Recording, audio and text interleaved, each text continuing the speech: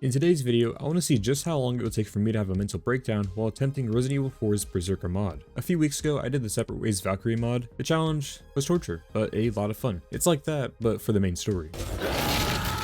It overhauls a majority of the game. The mod enhances the difficulty of Resident Evil 4 by,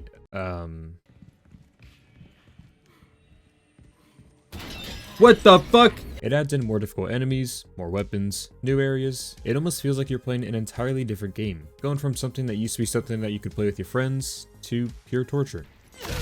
With the mod, we get 4 new difficulties, ranging from please don't hurt me to Leon must die. That seems really passive aggressive. I don't know, man. The 4th one is of course the one that caught my eye. I really don't know what's wrong with me. This difficulty is strenuous. Oh, wait, I like that word. I'm gonna add that to my vocabulary. Because I apparently have severe mental health issues, I of course want to do it. Why? Well, I don't know, stop asking me questions. Now because of how good I am at this game, I'm gonna do this entire challenge without dying even once. If Leon dies, I want to be the one to pull the trigger. So let's start the no death run, shall we?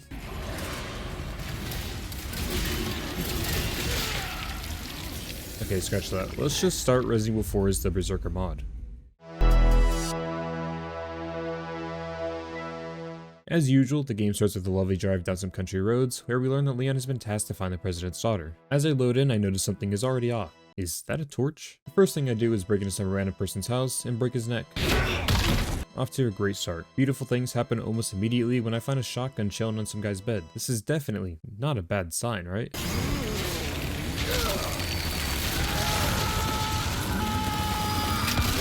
After stealing a shotgun, which to be fair, his name wasn't written on it, so how was I supposed to know? This change set a standard for the rest of Act 1 with chainsaws in every corner you turn. Bella's sisters patrolling the path to the village, and others already waiting for me inside the village. I can understand why he is a doctor, as out of nowhere he started to inspect my spinal column, searching for anything abnormal. Returning to the village thinking we could cheat our way through this, and going up the stairs to the spot the shotgun normally spawns in and finding the rifle. Unfortunately, you could not shoot the clock tower unless it's New Game Plus, so I'm forced to endure this until bingo. I had just one simple strategy to get through this. Run, and pray I don't get touched. It worked somewhat.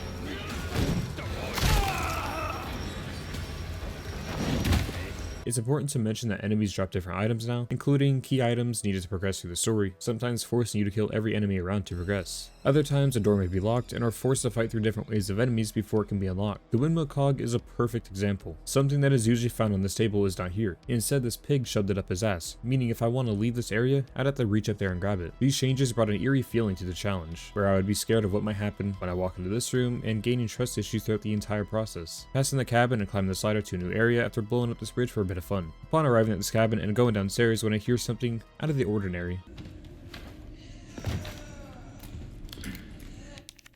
After using a lot of ammo, then realizing I could just run right past her and start the next cutscene saving me. Joder, not this guy! Who are you? Just stop right there! I just meant that it saved me from getting ripped in half, not a broken back. Arriving at the start of chapter 2 after spending a whole hour and 7 minutes. One of 16, 15 more to go. After being knocked out and chained up with Luis and escaped and found Pinocchio, who I guess picked up a new hobby of selling weapons and doing cocaine. Good for him. Entering Dynamite Valley for the first time, there was about a 13% chance I would make it out of here alive, with no friendly enemies overlooking us with rocket launchers waiting for the chance to blow me, spiders, and hammer granados. It was a whole party here. The problem was that everywhere I turned would be these religious extremists just waiting to tickle and penetrate me. Anyone who was brave enough to attempt to tickle my toes were greeted with a soft bullet to the head. After just one death, securing the crank and committing our second felony breaking and entering of the day. However, this one doesn't go as smoothly as the last.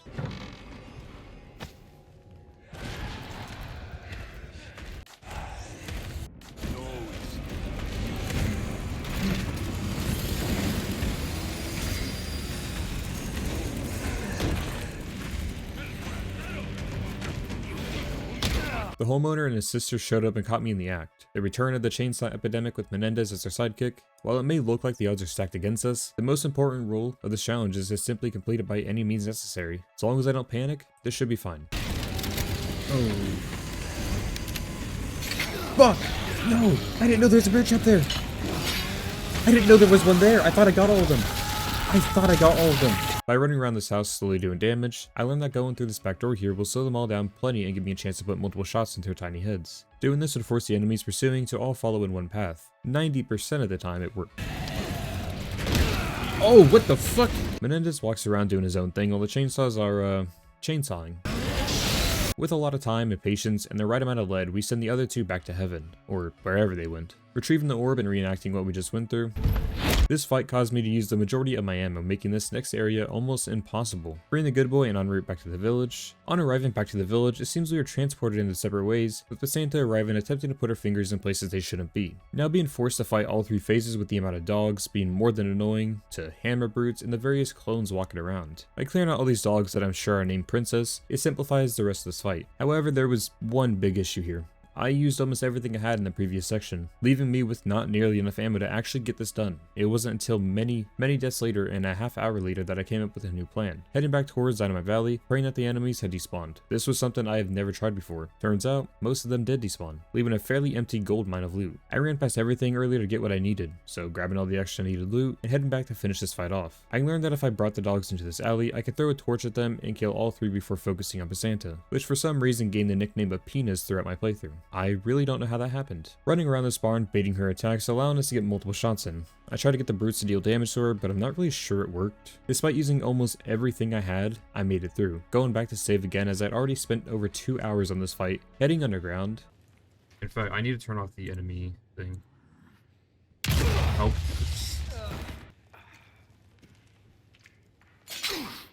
Oh my, oh, I'm dead. I'm dead.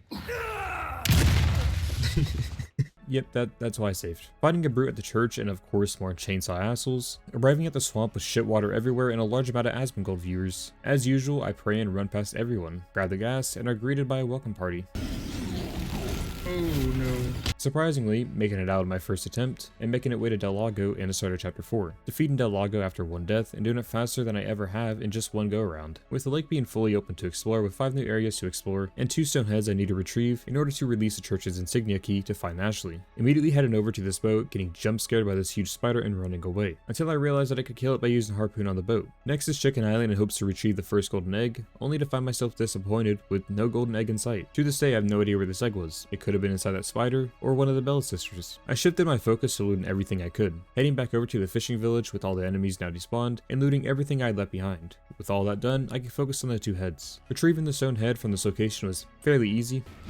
The second one was much more difficult. Oh my god, I knew it. I knew some shit was gonna happen. 2 very annoying chainsaw sisters because, of course there is. Attempting to take him out and dying in the process a few times, I decided to once again use a harpoon and take them both out. This is where I can confirm that enemies do in fact not drop any loot when killed by the harpoon. Yeah, that's my own fault for thinking the game would take it a little bit easy on me. With that all taken care of, we can turn our attention to our first official boss fight. But before that, I have to do something very important, and that's fishing.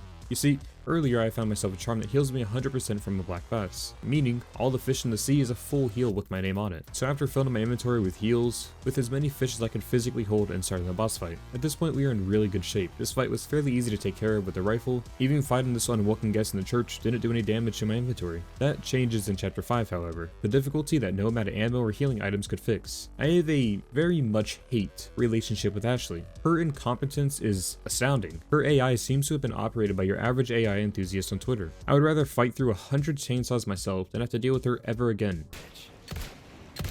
Oh, for f***'s sake. Outside the church, slowly taking out all the enemies, absolutely draining my resources already. On our way back to the village, running past everything. Ashley. Oh, she's good. She's good. I don't think he's supposed to...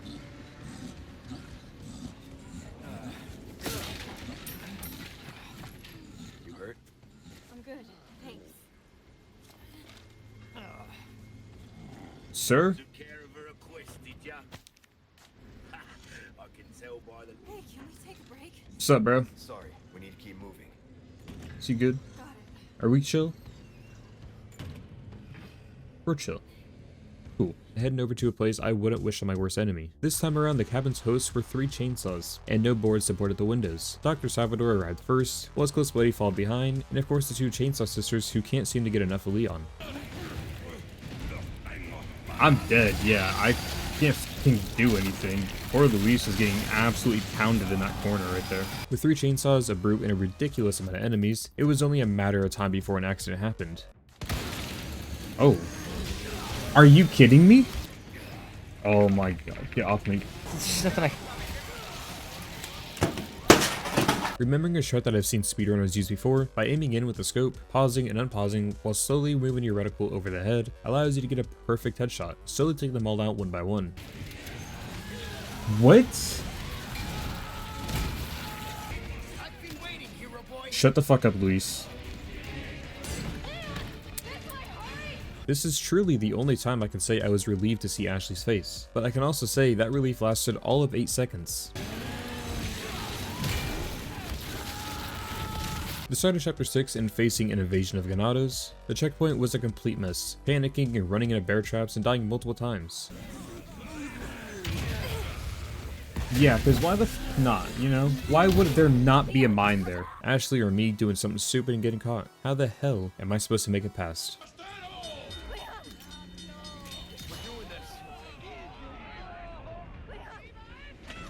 We're doing this.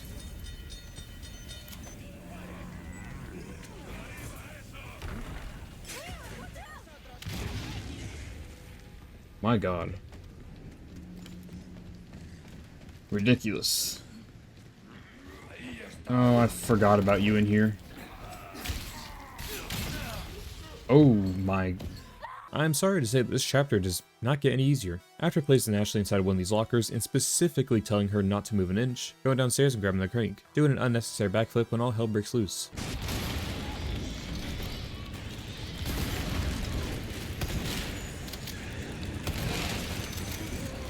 Get the f out of my way. This time, the entire Chainsaw family has arrived at once to send us to heaven. Accompanying them are brutes, what felt like a million Ganados, and every variation of Plaga you could possibly imagine. Unfortunately, the odds of getting my toenails sawed off have dramatically increased here.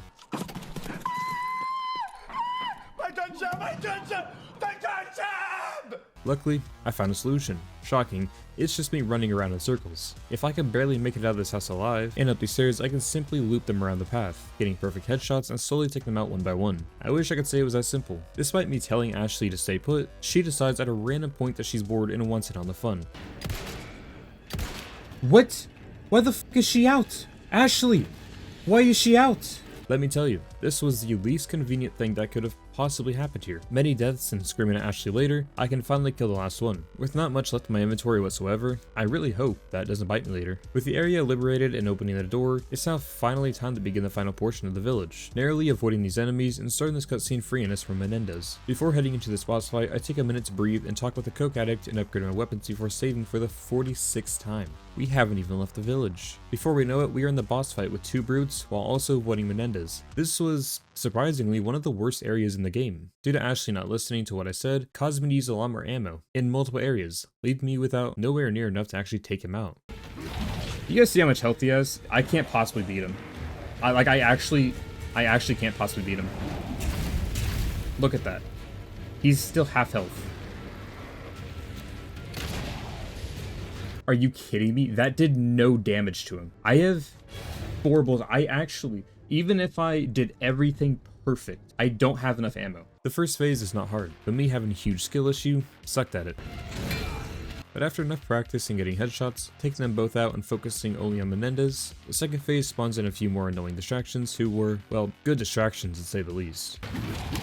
Spending a good 3 hours on this fight and realizing that mistakes either I or Ashley made earlier on in the game made this fight impossible to beat. If only I had known that there was a magnum that I had missed in Dynamite Valley. With this, I was left with one option. Either restart the game as I couldn't go back far enough in my saves, or cheat. After already spending this much amount of time, I was not willing to restart, giving myself enough pesetas and buying a rocket launcher to take him out in one go. He's not dead. That hit him. That hit him, but he's not dead. Or not. Doing it again, but this time using everything I had to get him into the second phase and using the rocket launcher here. With him defeated after spending nearly 3 hours on this fight, all I wanted to do was cry in a corner. Surely you'd think we could have a peaceful stroll up to the castle's front gates. Well, you would be wrong. There you go. Menendez has tasked his best friend with my murder. With me not wanting to ever do that fight again, I ran past.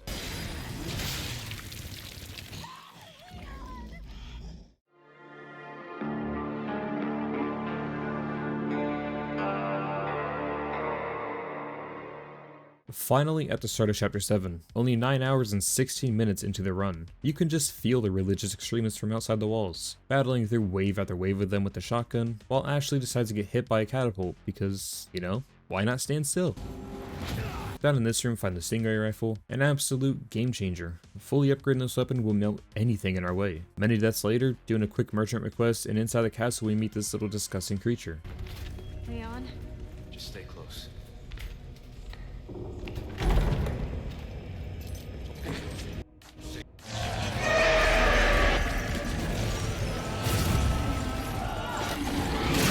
This certainly wasn't the thing we were used to entering the castle. Verdugo running towards us at 50 miles per hour, my bullets going through him and hitting the wall behind. Had I known beforehand that Ashley can't get kidnapped during this section, I'd still just run into the door for all eternity as Ashley watches me fight for my life like the princess she wishes she could be. Saving Ashley caused many deaths. Verdugo thankfully had one weakness: no brain. Instead of chasing me, he simply got stuck in between the pillar and the merchant, putting him down, and of course the knights wake up and decide they want to taste as well. Heading further into the castle, only to find that blind people are being kept down in the dungeons. Instead of only one Garrador, there are now two we have to fight, and one of them is holding the dungeon key. Problem is, which one isn't? With the Stingray, we were able to take him down fairly quickly. With both down and the key retrieved, grabbing this new riot shotgun, heading into the water hall, which doesn't look like water, but I'm not an expert, so who am I to say? This entire room was an absolute disaster waiting to happen. With both me and Ashley doing something incredibly stupid every 3 seconds, arrows from up top and hitting non-stop, stun locking me, and proceeding to get my head bashed in like Lynn from The Walking Dead. That was until I remembered something from my Valkyrie mod playthrough. You see, whenever you bring these enemies through these double doors, this will give you plenty of time to take some of them out. Further back is an area that will cause the enemies to de-aggro. Doing this strat gave me what I needed to take them all out as safely as possible. Safely taking out these guys from back here and retrieving the wheel downstairs. Once we take it, 2 different waves of knights come to life, as well as another wave of enemies upstairs, protecting the stairs from being lowered to the final area. Once Ashley is up top to raise both the platforms, we are then interrupted by 2 more Garradors, as we battle the average Discord mod with their anger issues, and learning that this would be an awful experience. Barely having any ammo at this point, having to save Ashley every 2 seconds by killing the enemies up top so they can't take her while avoiding the enemies and Garradors down below, running out of both ammo and heals, and Ashley being kidnapped multiple times, nearly had me having a mental breakdown. Eventually after many deaths, taking down both Garradors, and Ashley raising both platforms and running across. Okay, get back here.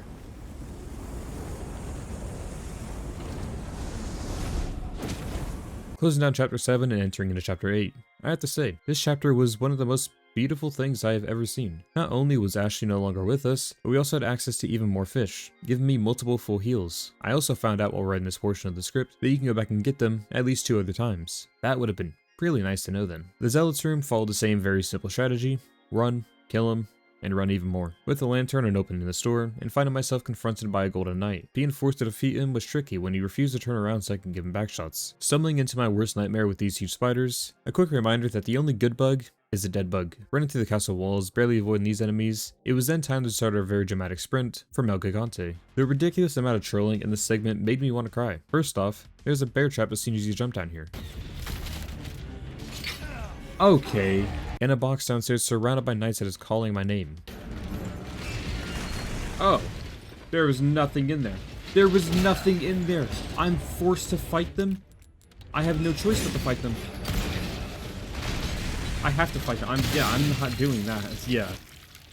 We're not gonna do that again. Nope. You would think that standing behind this thing that was specifically placed for you to hide behind to avoid getting hit would, well, protect you from getting hit.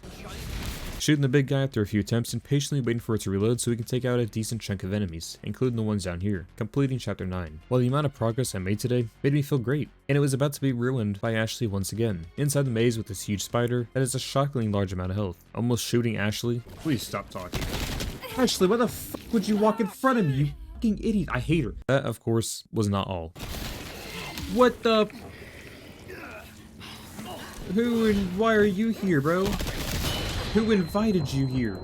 I sure as hell didn't. I don't want you here, Krauser. That's right, the bitch in the red beret decided to show up to the party as well, surprisingly making it through this nightmare within just a few attempts by simply shooting Krauser a few times till he flashes us. Arriving into the Grand Hall with some of the upcoming areas, particularly frightening. The snake room was more or less the same.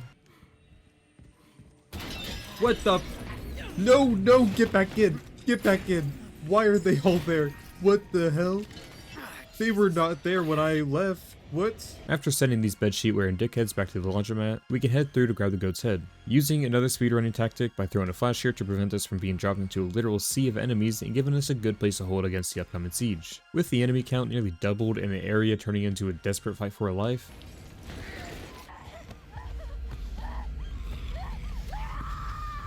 even the worst for last. The Lion's Head room. The knights we needed to fight were now nearly doubled than usual, and golden knights along for the ride. Even the silver knights were really just golden knights in disguise. Not only that, but after each wave of knights we defeat, we are rewarded with a lovely gift. Failing to take out the enemies quick enough could mean you have to face 2 Garradors as well as multiple knights all at the same time in this tiny room. Wave 1 was pretty straightforward, knocking their helmets off, using a flash and starting the second wave. After a lot of deaths and trying to figure out different strategies and deciding to immediately focus on the first Garrador that spawns in. After killing him and using the lanterns Ashley throws down to her advantage, once again kicking their helmets off and flashing them. The last wave was the exact same, even using the Garrador to take out some of the knights for a bit of friendly fire. With a lot of my resources drained, we now have all the heads we needed and are gifted with the Striker Charm. With this bad boy, we now have an 8% running speed boost. They can follow me? They can't follow me in here. They can't follow me in here. Actually, no, they can. Apparently, these guys can go into a save room. With Leon imprisoned in his cage, now playing as Ashley and send her down to the catacombs to retrieve the Salazar emblem, things are noticeably different. I do not have access to the lantern. My anxiety here is through the roof, but it doesn't really pick up until we go down this elevator, turning all these lanterns on to unlock the door while avoiding the knights trying to slice me in half. Eventually pulling them all and with the route to the emblem clear of death, the return was much easier. However, I had forgotten a lot of treasure. Freeing Leon and beginning chapter 10, it starts off in a way that really reminds me why this difficulty is called Leon Must Die. And closing us in this cage again despite Ashley opening it just seconds ago, forcing us to fight another Garrador who was absolutely committed to making Leon die. After learning that more unwelcome enemies would come from each side with their arrows, I know I had to take him out before any of that if I wanted a chance to make it out alive. With that all taken care of, I grabbed myself the beautiful Killer 7 Magnum, finally allowing me to use all that Magnum ammo I'd been holding the entire game, attempting to take down the Golden Knights but quickly humbled. Completing all the merchant requests here gives me enough spinels for the body armor, which would be immensely helpful. In the ballroom with an annoying amount of Novistadors, much more than normal.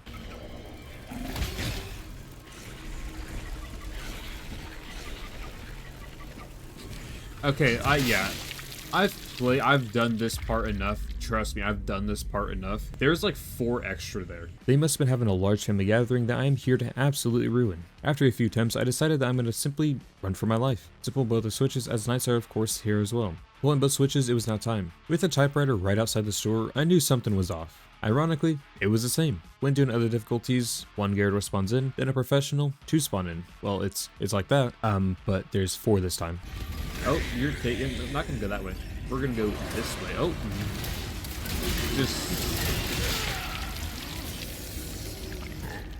I was getting touched in almost every single area, no matter what I tried. Many times I'd be stun locked, forced to use all my heals, 1 frame away from death. I was burning through everything I had, and with the upcoming areas, this would be a major issue. Among learning that the Garradors have no issue killing their lifelong best friends, I use it to my advantage, slowly taking them all out one by one with perfect shots. Sentencing them all to death, then being thrown into the pits with a regenerator, just chilling down here. He seems to have stolen this guy's crown that is usually in his lap, and replaced it with an almost useless weapon that must have traveled the multiverse. Running past him and arriving into a place that I wouldn't wish on my worst enemy, Rodrigo's feeding grounds. With the nitrogen showers disabled until the elevator arrives due to its large power consumption, we would be only able to run around. Touching toes with a full health Vertigo, as well as all the additional horrors down here, running around in circles screaming and waiting for the elevator to arrive, and after what felt like hours, I could escape this nightmare. Meeting up with Luis in chapter 11, did some hardcore heroin together before heading in to grab the dynamite from the caves. With the usual enemies alongside the Bella sisters and Bruce trying to stop me from retrieving the item I need, they were hardly an issue. It is, however, pretty inconvenient when this guy shows up.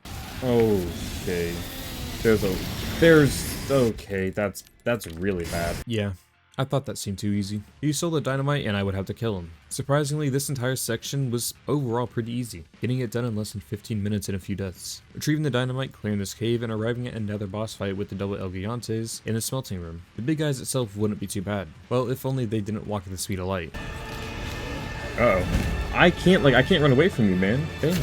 Problem was, Usually you could just drop them into the lava, however someone stole the lever. After taking one of them down, Bell Sisters and Morganatas will jump down. This was the worst part, avoiding all these enemies at once while also trying to kill them all, and both giants. I found a shot to take the first one down quickly. I simply shoot it until its plaga pops out, shoot it once with the rifle to knock him down, and proceed to jump on top and slash away. Repeating this around 3 times, and shooting it a few times with the magnum will leave me with just one big boy left. Once Luis attaches more dynamite to either guy, I can focus on the rest. Shooting the dynamite, exploding the plaga. Before taking him out, I wanted to take out the sisters first. Thanks to him, he actually did a lot of damage to him. I believe he took one of them out for me. After everyone else was taken care of, I could slash away until everyone was dead. Riding this off-brand Disney coaster was a nice breath of fresh air from the usual bullshit we've been dealing with. Arriving at the Novicidor's hive and immediately noticing something was off. Luis is already inside the elevator. How convenient. Grabbing myself this flamethrower and moving on. Reaching this opening and seeing that something was wrong. Oh, what are you doing here? Oh my god, what the f are you doing here? And there she was, traveling the multiverse again and arriving at Leon's story. Her fight was certainly annoying. With the almost infinite amount of Novicidors invading my personal space, for the first hour I refused to use any magnum ammo as I wanted that for future boss fights. But after that many deaths, I couldn't take it anymore, and unloaded magnum rounds into her until she fell. With her gone and running around,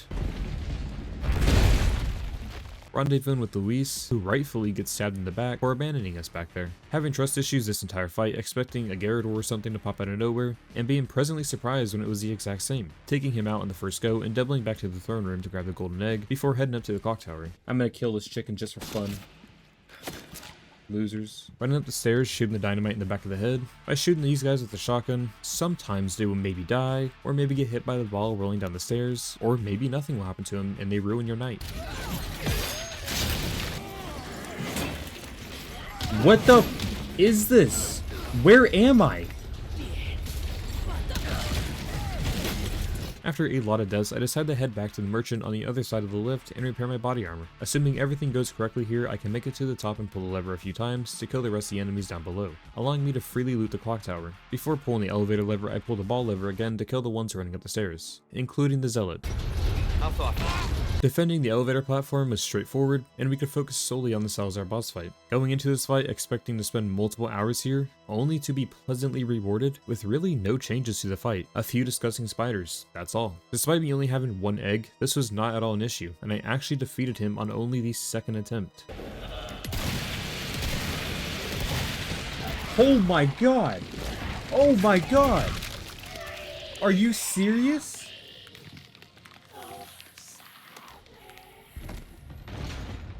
No, it wasn't that easy. With the boss fight done and heading down the elevator, meeting up with Ada. After a quick flirty talk, she leaves, and we head to the island on our own.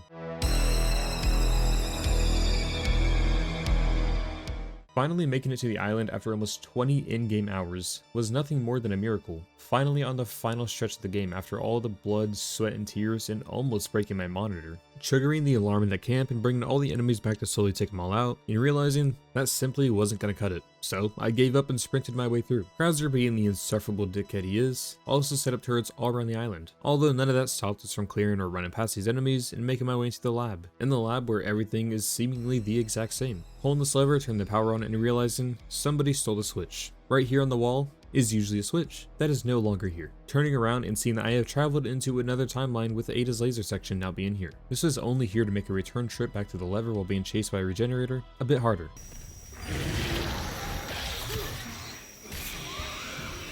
Hey, so I didn't know you could do that. Switching the power over, quickly looting, and overriding the keycard. Inside this room is where you can find the biosensor scope, allowing me to see their weak points. But I think the better choice is to simply run around until the keycard is ready. Heading downstairs, clearing out all the enemies, and retrieving the wrench the Iron Maiden who had ingested it. Upon inserting the card, Resident Evil World War III now begins. Mounting the machine gun, mowing anything that moved down. This was like ASMR to me.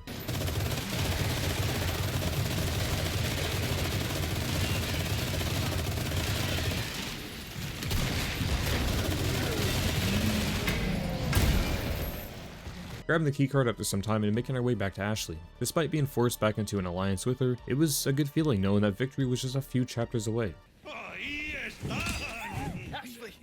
Dumbass. Where even is she? Where is she? I can't fucking hear her or see her. How am I supposed to know where she is? A few attempts and crash outs later, passing this section and finding another Iron Maiden blocking the route ahead. While this was a small room to deal with, running around in circles was the best and really only strategy to get out of this alive. Fortunately, at this point my rifle has been upgraded quite a bit, so I was able to take it out fairly quick. Inside this garbage area and taking out these rats for a challenge.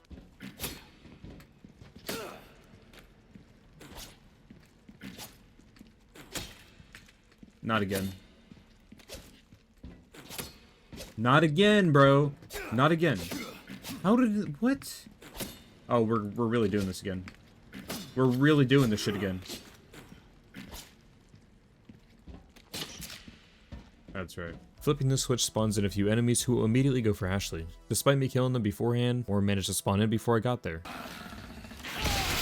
Among dealing with her bullshit are also double regenerators. Taking out the guys kidnapping her while also avoiding these two will let me cross the bridge and drop them into the pits below, safely arriving at the bulldozer site. Throwing grenades here, expecting her to break it down after just one go, learning that it in fact does not work in this mode, and was slightly heartbreaking, meaning I would need to survive a bit longer with an ungodly amount of enemies rushing in here with all sorts of weaponry. After destroying the wall and passing through, learning that the enemies were no longer interested in Leon's feet, letting both me and Ashley walk away mostly unharmed. More of the bed sheets arriving to try and take me out, but seeing as Ashley isn't here with us anymore, I couldn't even be mad. Entering into Krauser's territory, who for some reason has a picture of me, the asshole in the red beret assault wasn't much of a challenge, just extremely annoying. Slowly making my way through was the only way to get through this. Running past everyone simply wasn't an option this time around. In this section before the finale, Krauser takes off his clothes for some reason. There are of course two brutes in here with us. With my current loadout, I was able to make quick work of them, Krauser being the only one left, and unloading into him to take him out and move on to the final phase. A few sneaky booby traps later, and taking this piece of shit out on the first attempt, stabbing him with his own knife and finally entering chapter 15, the chapter that has haunted me all the way from my professional S+ playthrough. With this being the penultimate chapter of the game, victory was just minutes away. While this area is the most dangerous area of the game, it was for the most part unchanged. The first area required us to hide and run around, while we waited for Mike to take them all out for me, making frequent trips back to the merchant to save and repair our body armor to ensure that this will be a little bit easier. With Mike clearing everyone in my path and making it to the AA turret, for some reason I couldn't get my grenades or crossbow bolts to destroy it like normal, forcing me to go up top to the turret. Multiple deaths later and very slowly taking out all the enemies.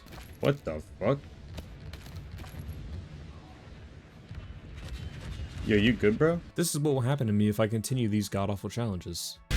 Barely making it through, pulling both of these levers in one go, and watching Mike die right in front of our very own eyes. Of course, more missionaries interrupt us along with some of their pets. Carefully making our way around what I could only assume are Iron Maidens inside these bags and heading into the island's last area. This was literally the last thing I had to do before getting into the final boss fight. With this amount of enemies here and clenching as I run my route past them all to turn this turret, with that turret I can head up.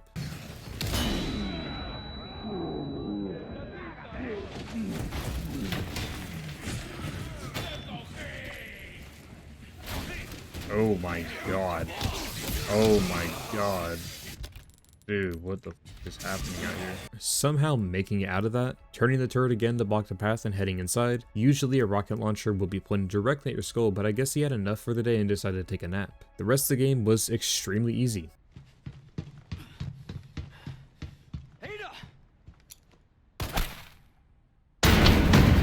And starting the final boss fight. Alright, here we go. Bro.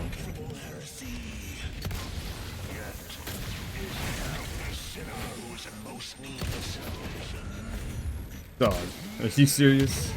There's... Are we serious? Oh my god. What the f is... Dude, what is even happening? Oh my god. Where's this one at? I don't even see it, I just hear it. This is a horrible first attempt, this is so bad.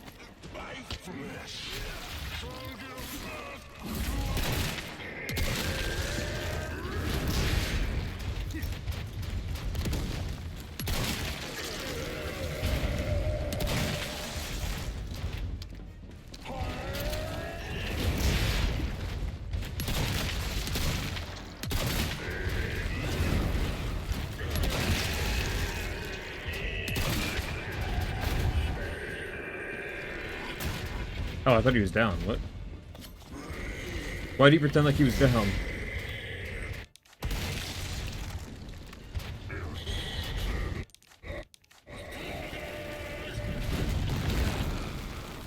Damn, bro.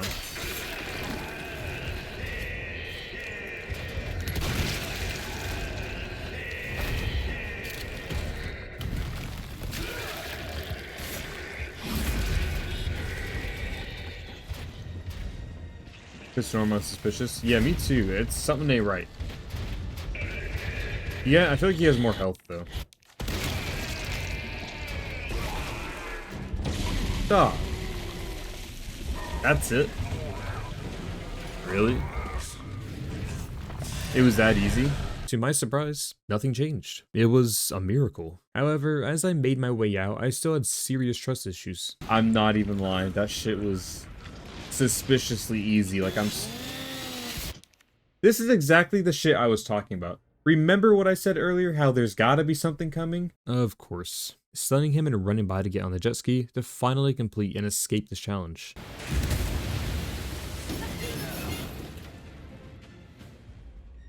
I mean, okay.